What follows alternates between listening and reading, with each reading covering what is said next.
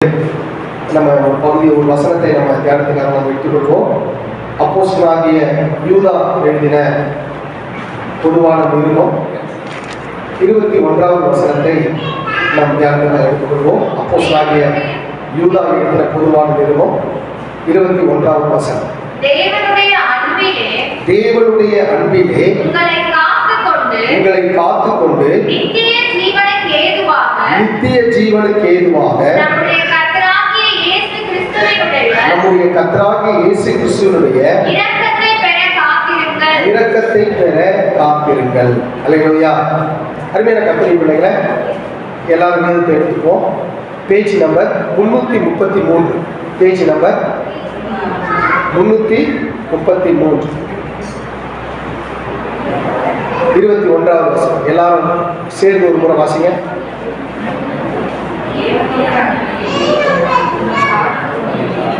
புவி அம்மா கொஞ்சம் ஹெல்ப் பண்ணி கொஞ்சம் தூக்கிவிடு. அம்மா கொஞ்சம் தூக்கிவிடு. சரி வாசிங்க, எல்லாரும் வாசிங்க.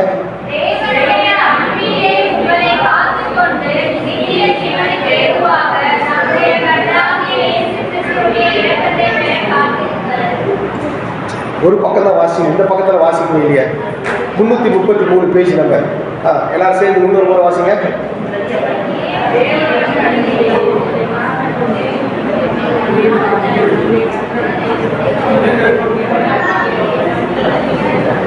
கவனிக்கிறீங்களா? என்ன கவனிங்க, என்ன கவனிங்க.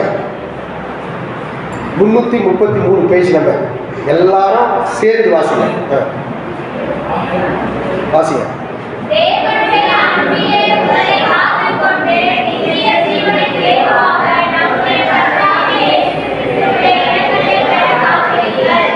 சரி, ஓகே. இன்னைக்கு நம்ம பார்க்க போகிற தலைப்பு என்ன அப்படின்னா, காத்துக்கொண்டு காத்திருங்கள். காத்துக்கொண்டு சொல்லுங்க போகலாம். காத்துக்கொண்டு காத்திருங்கள். காத்துக்கொண்டு காத்திருங்கள். சரி, கவனிங்க. கர்த்தருடைய பரிசுத்த நாமத்துக்கு மகிமை உண்டாகட்டும்.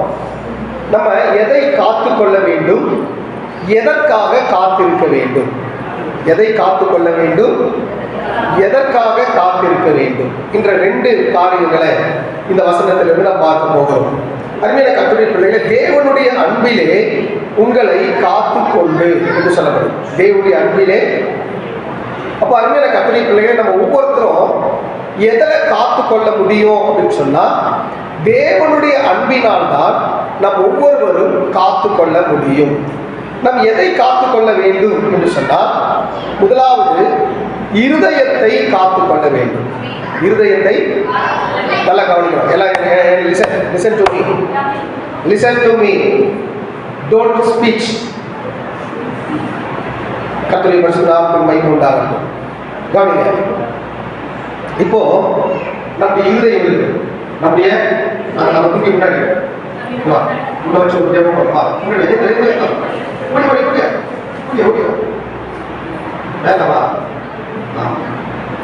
சரி. இப்பதான் இவங்க தான் யாரா, நீங்க எல்லாம் தான் இவங்க, நீங்க எல்லாம் உட்காந்துக்கிறீங்க. நான் சார்பாவும் இங்க ஒரு குழந்தைங்க வச்சுட்டா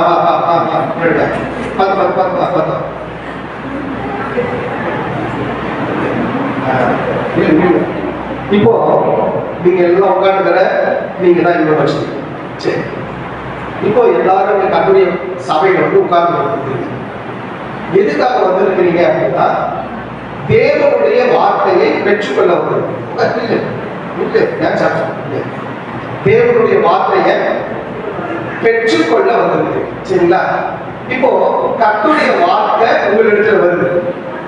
இந்த வார்த்தையை நீங்க காத்துக்கொள்ளணும். இந்த வார்த்தையை நீங்க காத்துக்கணும். இப்போ எல்லாரும் அதனால நம்ம கர்த்தருடைய வார்த்தை என்ன பண்றோம்? கேட்கறோமா? கேட்கறோம். அல்லேலூயா. சரி, இந்த கேட்ட வார்த்தை நம்முடைய இருதயத்துக்குள்ள போய் சென்றார். இருதயத்துக்குள்ள போய் சென்றார். சில நேரத்துல நல்ல கவனிக்கணும். கேட்கிற கர்த்தருடைய வார்த்தை சில நேரத்துல என்ன ஆகுதுன்னா, நம்ம வெளியே போகும்போது பிசாசு அந்த வார்த்தையை எடுத்துறோம். பிசாசு அந்த வார்த்தை என்ன பண்ணா எடுத்துறோம்.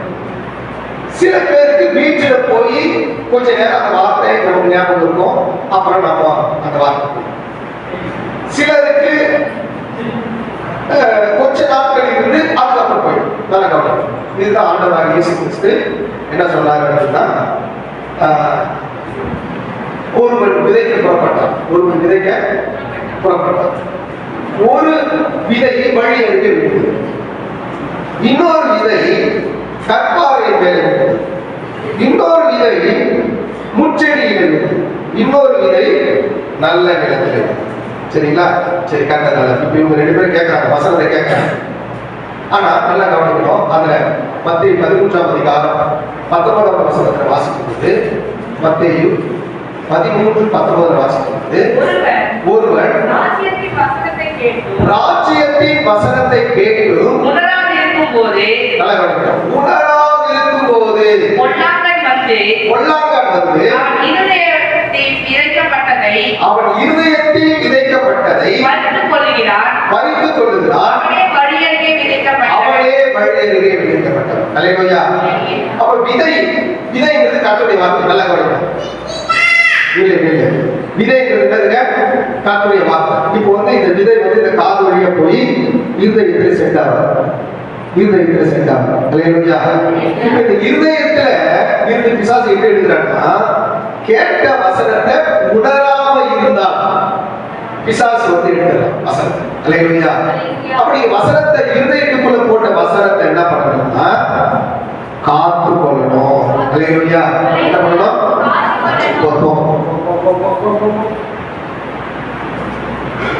காத்து கொள்ளணும். அல்லேலூயா. சரி, அப்ப ஆண்டவர் என்ன சொல்றாங்க? நீதிமொழிகள் 4ஆம் அதிகாரம் 23ஆம் வசனத்துல, நீதிமொழிகள் 4:23 எல்லா காவலோடும் இருதயத்தை காத்துக்கொள், அதனிடத்திலிருந்து ஜீவ ஊற்று புறப்படும். அல்லேலூயா. அப்ப இருதயத்திலே போடப்பட்டதான வார்த்தை. நல்லா கவனிக்கணும். எல்லாம் லிசன், நல்லா கவனிக்கணும். இருதயத்தில் போடப்பட்டதான வார்த்தைய நீ எல்லா காவலோடும் உன் இருதயத்தை பாதுகாத்துப்ப அப்படின்னு சொன்னா, நல்லா கவனிக்கணும். அதுல இருந்து என்ன வருமா? ஜீவ ஊற்று வருமா? அல்லேலூயா. அப்ப இருதயம் என்பது ஆத்மாவோடு சம்பந்தப்பட்டது. இருதயம் என்பது எண்ணத்தோடு சம்பந்தப்பட்டது. இருதயம் என்பது உணர்வோடு சம்பந்தப்பட்டது. அப்ப நல்லா கவனிக்கணும். நம்முடைய உணர்வுக்குள்ள, நம்முடைய எண்ணத்துக்குள்ள, நம்முடைய இருதயத்துக்குள்ள, நம்முடைய ஆத்மாவுக்குள்ள கர்த்தருடைய வார்த்தை விழும் பொழுது, அந்த விழப்பட்டதான அந்த வார்த்தையை நம்ம பாதுகாத்துக் கொள்ளும் பொழுது அதுல இருந்து ஜீவ ஊற்றுக்கள் புறப்படும். அல்லேலூயா. நான் யோசிச்சேன், ஏன் ஆண்டவர் இருதயத்துக்கு ஒப்பிட்டு சொல்லி இருக்கிறார் அப்படின்னா, இந்த ஹார்ட் தான் என்ன பண்ணுதுன்னா ரத்தத்தை சுத்தப்படுத்தும். ஊற்று என்னன்னா நம்ம இருதயத்துக்குள்ளதான் இருக்கு. அல்லேலூயா. இந்த ஊற்று வெளியே வரும். நல்லா கவனிக்கணும்.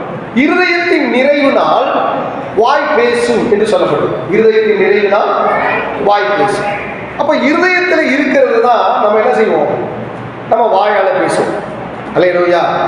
அப்ப நல்ல மனுஷன் தன் இருதயத்திலிருந்து நல்லதை எடுத்து காட்டுறான். பொல்லாத மனுஷன் தன் இருதயத்திலிருந்து பொல்லாததை எடுத்து காட்டுறான். அப்ப நல்லா கவனிக்கணும். இந்த இருதயம் நல்ல இருதயமாய் மாற வேண்டுமானால் கர்த்தருடைய வார்த்தையை நீங்கள் இருதயத்துக்குள்ளே வைத்து பாதுகாத்துக் கொள்ள வேண்டும். அல்லேலூயா. மத்தேயு 12ஆம் அதிகாரம் 35ஆவது வசனத்துல வாசிக்கும் பொழுது, மத்தேயு 12:35 நல்ல மனுஷன் இருதயமாகிய நல்ல பொக்கிஷத்திலிருந்து நல்லவைகளை எடுத்து காட்டுகிறான். பொல்லாத மனுஷன் பொல்லாத பொக்கிஷத்திலிருந்து பொல்லாதவைகளை எடுத்து காட்டுகிறான். அல்லேலூயா. நான் புரிஞ்சுதுன்னு சொல்றாங்களா? வேலை சொல்லுவோம். இப்ப நம்முடைய இருதயம் நல்ல இருதயமா மாறணும்னா தேவனுடைய வார்த்தையை நீங்க காத்துக்கொள்ளணும். அப்பதான் அது நல்ல இருதயமா மாறும். கர்த்தருடைய பரிசுத்த நாமத்துக்கு மகிமை உண்டாகட்டும். அருமையான கர்த்தருடைய பிள்ளைகளே, நம்முடைய இருதயங்கள் எல்லாவற்றையும் நம்ம காத்துக்கொள்ள வேண்டியது அவசியமாக இருக்கிறது. காரணம், அதிலிருந்து கர்த்தர் ஜீவ ஊற்றை ஆண்டவர் புறப்பட பண்ண அவர் நல்ல இருதயவனாக இருக்கிறார். அல்லேலூயா. அப்ப இருதயம் நல்ல இருதயமா கெட்ட இருதயமா எப்படி கண்டுபிடிக்கிறது? லிசன், கவனிங்க. இருதயம் நல்ல இருதயமா கெட்ட இருதயமான்றது எப்படி கண்டுபிடிக்கிறது? நீங்க பேசுற வார்த்தையில் இருந்து தெரியும். அல்லேலூயா. பிரைஸ் எல்லாம் மைக்கில் பேட்டரி. சரி, நீங்க பேசுற வார்த்தையிலிருந்து இருதயம் நல்ல இருதயமா இல்லையா அப்படிங்கிறது நமக்கு தெரியும். நல்லா கவனிக்கணும். அப்ப இருதயத்தை எல்லா காவலோடும் நீங்க காத்துக்கணும். ரெண்டாவது, கர்த்தருடைய பரிசுத்த நாமத்துக்கு மகிமை உண்டாகட்டும், நம்முடைய நாவை பாதுகாத்துக் கொள்ளணும். வேதம் சொல்றது சங்கீதம் 34வது சங்கீதம் 13வது வசனத்துல வாசிக்கும் பொழுது, சங்கீதம் 34:13, உன் நாவை பொல்லாப்புக்கும் உன் உதடுகளை நவடு வசனிப்புக்கும் விலக்கி காத்துக்கொள். அல்லேலூயா. எதை காத்துக்கொள்ளணும்? நம்முடைய நாவை காத்துக்கொள்ளணும், நம்முடைய உதடை காத்துக்கொள்ளணும். அல்லேலூயா. நல்லா கவனிக்கணும். இருதயத்தை காத்துக்கொண்டீங்கன்னா இருதயத்திலிருந்து புறப்படுகிற எல்லா வார்த்தைகளும் ஆசீர்வாதமான வார்த்தைகளா வரும், அபிஷேகத்தின் வார்த்தைகளா வரும், பிறருடைய காயங்களை ஆற்றுகிற வார்த்தைகளா வரும். கர்த்தருடைய பரிசுத்த நாமத்துக்கு மகிமை உண்டாகட்டும். அந்த வார்த்தையில கர்த்தர் வல்லமையை கர்த்தர் வச்சிருக்கிறார். அல்லேலூயா. ஆசீர்வாதமும் சாபமும் வந்திருக்குங்க, நம்ம நாவின் கீழே தான் இருக்கு. கர்த்தருடைய பரிசுத்த நாமத்துக்கு மகிமை உண்டாகட்டும். ஜீவனும் அழிவும் எது கீழே தான் இருக்கு? நம்முடைய நாவின் கீழே தான் இருக்கு. அருமையான கர்த்தருடைய பிள்ளைகளை, அப்ப இந்த நாவை காத்து கொள்ள வேண்டும். அல்லேலூயா. அருமையான கர்த்தருடைய பிள்ளைகளை, கர்த்தருடைய பரிசுத்த நாமத்துக்கு மகிமை உண்டாகட்டும். ஒன்று, இருதயத்தை காத்துக் கொள்ளுங்க. ரெண்டாவது, வாய் நாவை என்ன பண்ணுங்க? காத்துக் கொள்ளுங்க. மூன்றாவது, உங்கள் நடையை காத்துக் கொள்ளுங்கள். பிரசங்கி 5ஆம் அதிகாரம் 1வது வசனத்திலே வாசிக்கும் பொழுது, பிரசங்கி 5:1, நீ தேவ ஆலயத்துக்கு போகும்போது உன் நடையை காத்துக்கொள், மூடன் பலியிடுவதை போல பலியிடுவதை பார்க்கிலும் செவி கொடுக்க சேருவதே நலம். அல்லேலூயா. அப்ப அருமையான கர்த்தருடைய பிள்ளைகளை, நீ தேவாலயத்துக்கு போகும் பொழுது உன் நடையை என்ன பண்ணு? காத்துக்கொள். அல்லேலூயா. கர்த்தருடைய பரிசுத்த நாமத்துக்கு மகிமை உண்டாகட்டும். அப்போ அதனுடைய அர்த்தம் என்ன? என் நடையை நான் எப்படி காத்துக்கொள்ள முடியும்? நான் தேவனுடைய ஆலயத்துக்கு வந்து ஆண்டவருக்கு நான் என்ன பண்ணணும்? செவி கொடுக்கணும். அல்லேலூயா. செவி கொடுக்கலன்னா நமக்கு பேர் என்னன்னா மூடன். மூடன் பலியிடுவதை பார்க்கிலும், அல்லேலூயா, செவி கொடுத்தல் உத்தமம், நலம். கர்த்தருடைய பரிசுத்த நாமத்துக்கு மகிமை உண்டாகட்டும். அப்ப நல்லா கவனிக்கணும். தேவனுடைய ஆலயத்துக்கு வந்திருக்கிறோம், தேவனுடைய வார்த்தையை கவனமா கவனிக்கணும். அல்லேலூயா. அப்போ ஒண்ணு, இருதயத்திலே காத்துக்கொள்ளணும். ரெண்டாவது, நாவிலே காத்துக்கொள்ளணும். மூணாவது, நடையிலே காத்துக்கொள்ளணும். கர்த்தருடைய பரிசுத்த நாமத்துக்கு மகிமை உண்டாகட்டும். 1 தீமோத்தேயு 4:12 சொல்லப்படுது, உன் இளமை குறித்து ஒருவனும் உன்னை அசட்டை பண்ணாதபடி நீ வார்த்தையிலும் நடத்தையிலும் அன்பிலும் ஆவியிலும் விசுவாசத்திலும் கற்பிலும் விசுவாசிகளுக்கு மாதிரியாயிரும். அல்லேலூயா. அருமையான கர்த்தருடைய பிள்ளைகளை, அப்போ உன் நடையை காத்துக் கொள்ளும் பொழுது நீ மற்றவர்களுக்கு முன்பாக நீ எப்படி இருப்பா அப்படின்னு சொன்னா, ஒரு சாட்சியுள்ள ஜீவியம் செய்வார். அல்லேலூயா. சில பேர்லாம் பார்த்து சொல்லுவாங்க, இந்த சிஸ்டர் நல்லா ஜெபம் பண்றாங்க, நல்ல பைபிள் படிக்கிறாங்க, நல்ல ஆராதிக்கிறாங்க, நல்ல ஆண்டவருடைய ஆலயத்துக்கு வராங்க அப்படின்னு சொல்லுவாங்க. ஒரு சிலர் ஆலயத்துக்கு வரும்போது என்ன சொல்லுவாங்க? இதெல்லாம் வந்துச்சான் அப்படி சொல்லுவாங்க. அல்லேலூயா. அப்ப நல்லா கவனிக்கணும். கர்த்தருடைய பரிசுத்த நாமத்துக்கு மகிமை உண்டாகட்டும். நம்மளை குறித்து ஒரு நல்ல நற்சாட்சி நம்ம சபையிலும் இருக்கணும், வெளியிலும் இருக்கணும். அல்லேலூயா. அப்போ நடையை என்ன பண்ணணும்? தேவாலயத்துக்கு வரும்பொழுது காத்து கொள்ளணும். கர்த்தருடைய பரிசுத்த நாமத்துக்கு மகிமை உண்டாகும். சர்ச்சுக்கு வரும்போது நீங்க உங்க நடை நீங்க பாருங்க. சில பேர் என்ன பண்ணுவாங்கன்னா, அப்படியே பார்த்துட்டு ஒருத்தர் சாட்சி சொன்னாங்க, சர்ச்சுக்கு போனால் புளியங்காய் மரத்தில் நின்று புளியங்காய்லாம் அடிச்சு அப்படியே எல்லாம் பண்ணி கடைசியாக வீட்டுக்கு போய் சேரும் போது டைம் ஆகிடும். அல்லேலூயா. அப்புறம் வீட்டில் போனாலும் ஒரு சண்டை. என்ன சண்டை? சர்ச்சு விட்டு வரத்துக்கு இவ்வளோ நேரமா? அல்லேலூயா. சரி, நல்லா கவனிக்கணும். கர்த்தருடைய பரிசுத்த நாமத்துக்கு மகிமை உண்டாகட்டும். அப்போ நல்லா கவனிக்கணும்.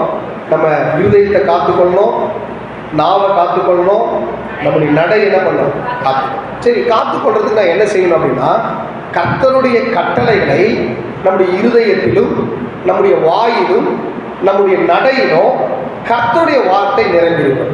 வேதம் சொல்லுகிறது, கர்த்தருடைய பரிசுத்த நாமத்துக்கு மகிமை உண்டாகட்டும். நீதிமொழிகள் 19ஆம் அதிகாரம் 16வது வசனத்தில் வாசிக்கும் பொழுது, நீதிமொழிகள் 19:16 கட்டளையை காத்து கொள்ளுகிறவன் தன் ஆத்துமாவை காக்கிறான். தன் ஆத்துமாவை காக்கிறான். தன் வழிகளை அவமதிக்கிறவன் போதும் தம்பி. அல்லேலூயா. கட்டளைகளை காத்து கொள்ளுகிறவன் தன் ஆத்துமாவை என்ன பண்றான்? காத்து கொள்ளுகிறான். அப்ப ஆத்துமாவை எப்படி காத்து கொள்ள முடியும்? கட்டளைங்கிற கர்த்தருடைய வார்த்தையை நம்ம இருதயத்தில் வைக்கும் பொழுது, ஒரு நல்ல ஒரு ஐஸ்வர்யவான் ஆண்டவராக இயேசு கிறிஸ்துவிடமிருந்து கேட்டார், நல்ல போதகரே, நித்திய ஜீவனை அடைவதற்கு நான் என்ன செய்ய வேண்டும் என்று சொன்னார். அப்போ ஆண்டவர் சொன்னார், நீ கட்டளைகள் என்ன பண்ணு, நீ கை கொள் அப்படின்னார். உடனே அவர் சொன்ன, ஆண்டவரே, நான் சிறு வயது முதல் என்ன பண்ணுறேன், என் கட்டளைகள் என்ன பண்ணுறேன், கை கொள்ளுகிறேன் என்று சொன்னார். அப்போ ஆண்டவர், நீ பூர்ண சர்க்குணராக இருக்க, உனக்கு உண்டான எல்லாவற்றையும் விற்று தரித்திரருக்கு கொடுனார். அவன் ஐஸ்வர்யவனாக இருந்தபடினாலே அவன் விற்க மனசு இல்லாமல் அவன் சோகத்தோடு கூட போயிட்டான். அல்லேலூயா. அருமையான கர்த்தருடைய பிள்ளைகளே, அப்போ நம்முடைய வாழ்க்கையில் நம்முடைய நோக்கம் என்னெல்லாம் ஒன்றே ஒன்று தான், நித்திய ஜீவனை பெற்றுக்கொள்ள வேண்டும். அல்லேலூயா.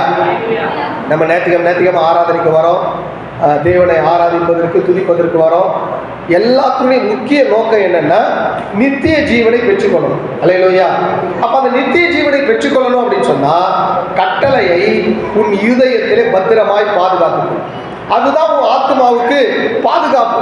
உன் ஆத்மாவை காக்கிறது என்ன அப்படின்னு சொன்னா, கர்த்தருடைய வார்த்தை தான் உன் ஆத்மாவை காக்கும். கர்த்தருடைய பரிசுநாமத்துக்கு மகிமை உண்டாகட்டும். வாலிபன் தன் வழியை எதனால் சுத்தம் பண்ணுவான்? உமது வசனத்தின்படி தன்னை காத்துக் கொள்வதனால்தான். அப்ப எப்படி பாதுகாத்துக் கொள்ள முடியும் அப்படின்னு சொன்னா, கர்த்தருடைய வார்த்தைகள் நம்முடைய இருதயத்தில் இருக்க வேண்டும். அல்லேலூயா.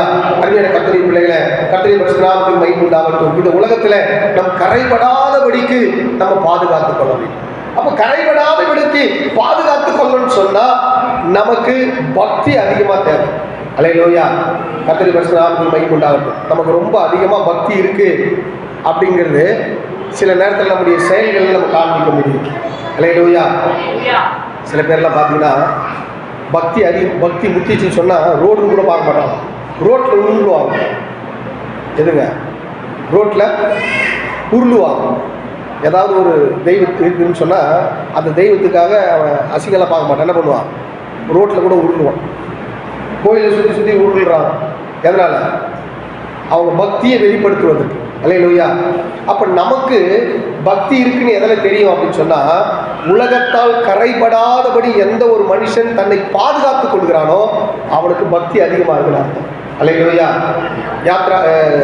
யாக்கோப்பு 1ஆம் அதிகாரம் 27வது வசனத்தில் வாசிக்கும்போது, யாக்கோப்பு 1:27 திக்கற்ற பிள்ளைகளையும் விதவைகளையும் படுகிற உபத்திரவத்திலே அவர்களை விசாரிக்கிறது உலகத்தால் கரைபடாதபடிக்கு தன்னை காத்துக் கொள்ளுகிறதுமே பிதாவாகிய தேவனுக்கு முன்பாக மாசில்லாத சுத்தமான பக்தியாய் இருக்கிறது. அல்லேலூயா. பக்தியா இருக்கிறவங்கள ஒரு இல்லையா சொல்லுவோம். அல்லேலூயா. அப்ப நான் பக்தியா இருக்கிறேன்னு சொன்னா, நான் உலகத்தால் கரைபடாதபடி என்ன பண்ண, நான் காத்து கொள்ள வேண்டும். அல்லேலூயா. அருமையான கர்த்தருடைய பிள்ளைகளை, எத்தனை பாயிண்ட் சொன்னாங்க? 1, இருதயத்தை காத்துக்கொள். 2வது, வாயை காத்துக்கொள், நாவை காத்துக்கொள். 3வது, நடையை காத்துக்கொள். 4வது, கர்த்தருடைய கட்டளைகளை காத்துக்கொள். 5வது, உலகத்தால் கரைபடாதபடி உன்னை என்ன பண்ணு, காத்துக்கொள். அருமையான கர்த்தருடைய பிள்ளைகளை, கர்த்தருடைய பரிசுநாமத்துக்கு மகிமை உண்டாகட்டும். நம்முடைய 6வது, நம்முடைய விசுவாசத்தை நம்ம என்ன செய்யணும், காத்துக்கொள்ள வேண்டும். வெளிப்படுத்தின விசேஷம் 14ஆம் அதிகாரம் 12ஆம் வசனத்தில் வாசிக்கும் பொழுது, தேவனுடைய கற்பனைகளையும் இயேசுவின் மேலுள்ள விசுவாசத்தையும் காத்துக் கொள்ளுகிறவர்களாகிய பரிசுத்தவான்களுடைய பொறுமை இதிலே விளங்கும் என்று கூறினார். அல்லேலூயா. விசுவாசத்தை காத்துக்கொள். அல்லேலூயா. நான் விசுவாசத்தை காத்துக்கொள்றேன்னு சொன்னா எதில் விளங்கும் அப்படின்னா பொறுமையில விளங்கும். அல்லேலூயா. நான் பொறுமையா இருக்கிறேன்னு சொன்னா நான் விசுவாசத்தை காத்துக்கொண்டேன்னு அர்த்தம். நான் பொறுமை இழந்துட்டேன் அப்படின்னு சொன்னா என் விசுவாசத்தை நான் என்ன பண்ணல, காத்து கொள்ளல. அல்லேலூயா. அருமையான கர்த்தருடைய பிள்ளைகளை, அப்போஸ்தலனாகிய பவுலுடைய வாழ்க்கையில எத்தனையோ விதமான உபத்திரம் வந்தது, பாடு வந்தது, கஷ்டம் வந்தது, நிந்தை வந்தது, அவமானம் வந்தது, துக்கம் வந்தது. ஆனா எல்லாவற்றிலும் அவன் விசுவாசத்தை என்ன செய்தான், காத்து கொண்டான். அது சொல்லுது 2 தீமோத்தேயு 4ஆம் அதிகாரம் 7வது வசனத்துல, நல்ல போராட்டத்தை போராடினேன், ஓட்டத்தை முடித்தேன், விசுவாசத்தை காத்து கொண்டேன். இது முதல் நீதியின் கிரீடம் எனக்காக வைக்கப்பட்டிருக்கிறது. எனக்கு மாத்திரம் அல்ல, அவருடைய பிரசன்னத்தை விரும்புகிற யாவருக்கும் அந்த நீதியின் கிரீடத்தை ஆண்டவராகிய தேவன் வைத்திருக்கிறார். அல்லேலூயா. அருமையான கர்த்தருடைய பிள்ளைகளே, அப்போஸ்தலனாகிய பவுலுடைய வாழ்க்கையில அவன் எதை காத்து கொண்டான்னு சொன்னா, விசுவாசத்தை காத்து கொண்டான். நல்லா யோசிச்சு பாருங்க, ரட்சிக்கப்பட்ட புதுசுல இருந்த விசுவாசம் இப்போ இருக்கா? அல்லேலூயா. ரட்சிக்கப்பட்ட பொழுது நீங்க எப்படி ஆலயத்துக்கு வந்தீங்க அப்படின்னா, நல்லா கவனிக்கணும். எல்லாருடைய வாழ்க்கையிலும் ரட்சிக்கப்படும் பொழுது சர்ச்சில் நான் ஃபர்ஸ்ட் இருக்கணும்னு சொல்லி விரும்புவாங்க. அல்லேலூயா. எல்லாரும் வரதுக்கு முன்னாடி நான் இருக்கணும் அப்படின்னு விரும்புவாங்க. பைபிள் நான் படிக்கணும் அப்படின்னு விரும்புவாங்க. ஜெபம் நான் பண்ணணும்னு விரும்புவாங்க. கர்த்தருடைய பரிசுத்த நாமத்துக்கு மகிமை உண்டாகட்டும். எல்லாருக்கும் முன்னாடி ஃபர்ஸ்ட் பைபிள் அப்படி எடுத்துட்டு அப்படி என்ன பண்ணுவாங்க, நான் ரட்சிக்கப்பட்ட இயேசு எனக்குள்ள வந்துட்ட பிறகு நான் பைபிளை எடுத்துட்டேன் அப்படின்றத மற்றவங்களாம் பார்க்கணுன்றதுனால என்ன பண்ணுவோம், பைபிள் எடுத்துட்டு வருவோம். அல்லேலூயா. கர்த்தருடைய பரிசுத்த நாமத்துக்கு மகிமை உண்டாகட்டும். 10 வருஷம் பொறுத்தும் நம்ம அதே மாதிரி இருக்கணும். 20 வருஷம் பொறுத்தும் நம்ம அதே மாதிரி இருக்கணும். அல்லேலூயா. ஒரு 10 வருஷம் 15 வருஷம் போன உடனே அடுத்து நம்ம சீனியர் விசுவாசி ஆகிடும். பைபிள் நம்ம எடுத்துன்னு கூட வெக்கமாயிடும். அப்புறம் இன்னொருத்தர்கிட்ட கொடுத்துட்டு நீ எடுத்து போயிட்டு சர்ச்சுக்கு, நான் பின்னாடி கை வீசி வந்துடுறேன். அல்லேலூயா. விசுவாசம் எப்படி போகுது, போக போக குறைஞ்சிட்டே போகுது. கர்த்தருடைய பரிசுத்த நாமத்துக்கு மகிமை உண்டாகும். அப்போ நல்லா கவனிக்கணும், நம்முடைய விசுவாசத்தை நம்ம மரணம் மட்டும் அல்லது இயேசுடைய வருகை மட்டும் நம்முடைய விசுவாசத்தை பாதுகாக்கணும். அல்லேலூயா. அப்போஸ்தலனாகிய பவுலை சிறைச்சாலையில் போட்டாங்க. சிறைச்சாலையில் இருந்து ஒரு நிருபம் எழுதுறாரு, பிலிப்பியர் நிருபத்தை எழுதுறாரு. சந்தோஷமா இருங்க என்று மறுபடியும் சொல்றேன். எப்படிப்பட்ட சூழ்நிலையில உபத்திரவம், சிறைச்சாலையில் இருக்கிறார், போராட்டம், பிரச்சனை, அதன் மத்தியில அவர் சந்தோஷமா இருக்கிறார். அல்லேலூயா. அந்த சந்தோஷம் எப்படி கிடைச்சதுன்னா அவருக்குள்ள இருக்கிற விசுவாசம். அல்லேலூயா. அருமையான கர்த்தருடைய பிள்ளைகளே, நம்முடைய வாழ்க்கையில கூட நமக்கு எத்தனையோ விதமான போராட்டம் வரும், எத்தனையோ விதமான பிரச்சனை வரும். ஆனா அந்த பிரச்சனையின் மத்தியில நம்ம விசுவாசத்தை காத்துக்கொள்ளணும்.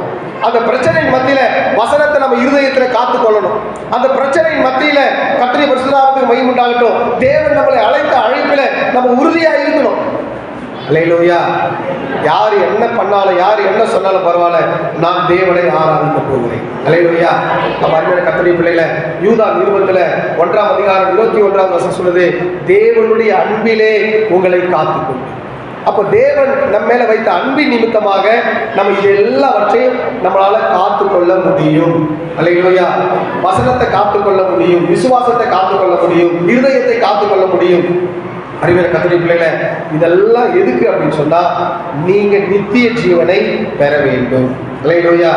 அறிவியல் கர்த்தருடைய பிள்ளைகளை, இரண்டாவது ஒரு காரியத்தை நான் சொல்லி முடிக்கிறேன். நம்ம காத்திருக்க வேண்டும். ஒன்று காத்துக்கொள்ள வேண்டும், இரண்டாவது காத்திருக்க வேண்டும். எதுக்காக காத்திருக்கணும்? அவருடைய கிருபைக்காக காத்திருக்கணும். அவருடைய கிருபைக்காக நம்ம என்ன பண்ணோம்? காத்திருக்கணும். அவருடைய கிருபை எப்ப கிடைக்கும் அப்படின்னு சொன்னா, அதிகாலை வேலையில கர்த்தர் கிருபை ஆண்டவர் தருகிறார். அல்லேலூயா. வேதம் சொல்கிறது, சங்கீதம் 33:18 வாசிக்கும் போது, சங்கீதம் 33:18 பயந்து தமது கிருபைக்கு காத்திருக்கிறவர்களே ஆத்துமாக்களை மரணத்திற்கு விலக்கி விடுவிக்கிறார். அல்லேலூயா. அருமையான கர்த்தருடைய பிள்ளைகளே, கர்த்தருக்கு பயந்து அவர் கிருபைக்கு காத்திருக்கிறவர்கள் மேல். அல்லேலூயா. அப்ப எதுக்கு காத்திருக்கணும்? அவருடைய கிருபைக்கு காத்திருக்கணும். நல்லா கவனிக்கணும். அவர் கிருபை கிடைச்சதா போறோம், உன் வாழ்நாட்கள்ல நீ மகிழ்ச்சியா இருக்கலாம். அல்லேலூயா. மோசே இஸ்ரவேல் ஜனங்களை 40 வருஷம் வனாந்தரத்தில் வழி நடத்தினார். நல்லா கவனிக்கணும்.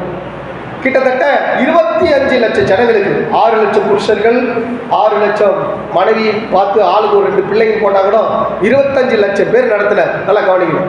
கர்த்தருடைய பரிசுத்த நாமத்துக்கு மகிமை உண்டாகட்டும். 25 லட்சம் பேருக்கும் கர்த்தருடைய பரிசுத்த நாமத்துக்கு மகிமை உண்டாகட்டும். ஆதியாகமம், யாத்திராகமம், லேவியராகமம், என்னாகமம், உபாகமம் 5 புஸ்தகங்கள் எழுதுறேன். அந்த 5 புஸ்தகத்தினுடைய சுருக்கத்தை 2 சங்கீதத்தில் எழுதிட்டேன். சங்கீதம் 90வது சங்கீதம், 91வது சங்கீதம். அதில் 90வது சங்கீதத்தில் 15வது வசனத்தில் வாசிக்கும் பொழுது, 14வது வசனத்தில் வாசிக்கும் போது, நாங்கள் எங்கள் வாழ்நாள் எல்லாம் இருக்கும்படி காலையிலே எங்களை உமது கிருபையால் திருப்தியாக்கும். அல்லேலூயா. கிருபை எப்ப கிடைக்கும் சொல்லுங்க? கிருபை எப்ப கிடைக்கும்? காலையில கிடைக்கும். அல்லேலூயா. நீங்க ஒவ்வொருத்தரும் கிருபை உள்ளவர்களாய் மாறணுன்றதுனாலதான் அதிகாலை ஜெபத்தை ஆரம்பிச்சோம். நல்லா கவனிக்கணும். டெய்லி வந்து காலையில 1 மணி நேரம் சர்ச்சுக்கு வாங்கன்னு சொன்னா எல்லாரையும் வர முடியாது. டெய்லி வாங்க அப்படின்னா வர முடியல. அதனால தான் நம்ம ஆன்லைன் ப்ரேயர் ஆரம்பிச்சோம். ஆன்லைன் ப்ரேயர்ல வந்து டெய்லி வந்து ஆண்டவருடைய கிருபை என்ன பண்ணுங்க, பெற்றுக்கொள்ளுங்க அப்படின்றோம். எத்தனை பேர் வராங்க? 4 பேர் 5 பேர். அல்லேலூயா. அப்ப எத்தனை பேருக்கு கிடைக்கும் கிருபை? சபையில 200 பேர் இருந்தாலும் எத்தனை பேருக்கு தான் கிருபை கிடைக்கும்? அதிகாலையில் யார் தேடுறாங்களோ அவங்களுக்கு கிருபை கிடைக்கும். அல்லேலூயா. நீங்க வாழ்நாளெல்லாம் மகிழ்ச்சியா மாறணுமா? அதிகாலையில கர்த்தருடைய கிருபை பெற்றுக்கொள்ளுங்க. அல்லேலூயா. இந்த கிருபையை பெற்றுக்கொள்ளதான் நம்ம ஆன்லைன் ப்ரேயர் நடத்துறோம். ஆனா ஆன்லைன் ப்ரேயர்ல எத்தனை பேர் வராங்க? 4 பேர் 5 பேர் 10 பேர். அல்லேலூயா. மிஞ்சி போல 10 பேர் வராங்க. அப்ப 200 பேர் இருக்கிற சபையில 10 பேர் தான் கிருபைகளை பெற்றுக்கொள்றாங்க. அப்ப மீதி எல்லாம் சண்டே மட்டும் நான் கிருபை பெற்றுக்கொண்டேன். அல்லேலூயா. மீதி 6 நாள் ஐயோ போச்சே, கிருபை போச்சே. அல்லேலூயா. அப்ப நல்லா கவனிக்கணும். 4ல இருந்து ஒரு முடிவு பண்ணுங்க. காலையில் எழுந்து தேவ கிருபை நான் பெற்றுக்கொள்வேன். அல்லேலூயா. காத்திருக்கும் போது தான் கிருபை கிடைக்கும். அதிகாலையில் தேடும் போது தான் கர்த்தருடைய கிருபை கிடைக்கும். அல்லேலூயா. அந்த கிருபை கிடைச்சா போதும், வாழ்நாள் எல்லாம் மகிழ்ச்சியா இருக்கும். அப்ப மோசஸ் வாழ்நாள் எல்லாம் மகிழ்ச்சியா இருக்க காரணம் என்ன? காலையில எழுந்த உடனே ஆண்டவரை பார்ப்பார், ஆண்டவருடைய சமூகத்தை தேடுவார். அல்லேலூயா. இஸ்ரவேல் ஜனங்களுக்கு அதான் சொல்றாரு, சூரியன் வந்த பிறகு போய் மண்ணாவை தேடினா மண்ணா கிடைக்காது, கிருபை கிடைக்காது. அல்லேலூயா. சூரியன் வரதுக்கு முன்னாடி என்ன பண்ணு, எழுந்து போய் சேகரிச்சுக்கோ, உனக்கு தேவையான ஆசீர்வாதத்தை சேகரிச்சுக்கோ. அல்லேலூயா. அருமையான கர்த்தருடைய பிள்ளைகளே, அப்போ ஆண்டவர் கிருபைக்காக நீங்கள் காத்திருக்க வேண்டும்.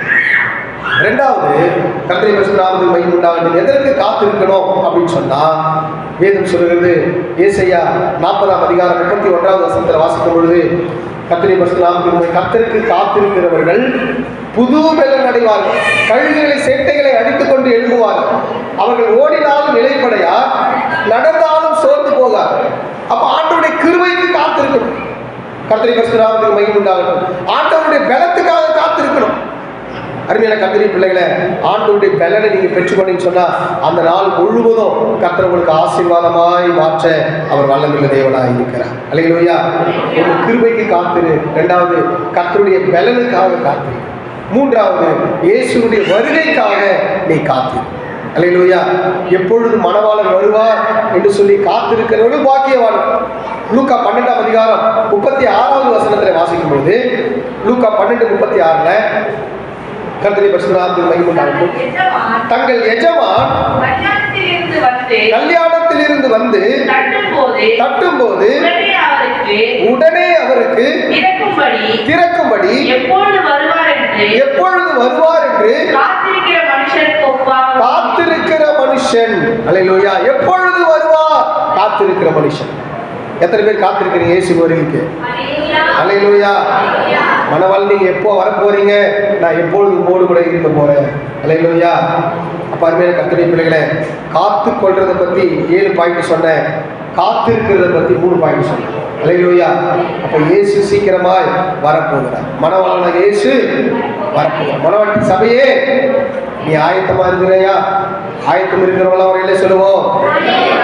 ஐயா நான் ஆயத்தம் இல்லைன்றவங்கள அவர் இல்லை சொல்லுவோம். இனியாவது நம்ம ஆயத்தமாக கர்த்தர் நமக்கு என்ன பண்ணுவாருங்க? உதவி செய்வார். அல்லேலூயா. மணவாளன் கர்த்தர்